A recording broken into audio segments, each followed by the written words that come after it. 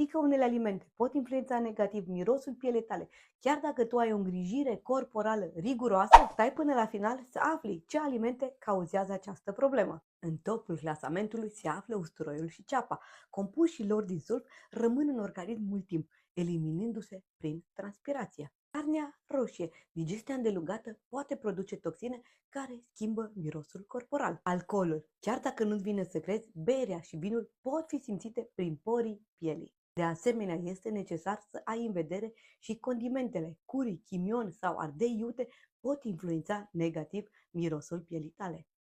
Dar stai așa, am câteva soluții eficiente pentru tine. Bea apă, hidratarea elimină toxinele și îți lasă pielea curată.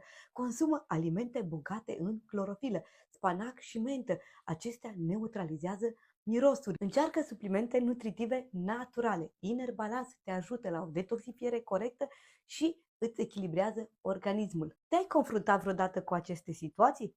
Scrie răspunsul tău în comentarii. Pentru mai multe tipsuri legate de sănătate și nutriție, follow, share, să împărtășim și cu prietenii tăi.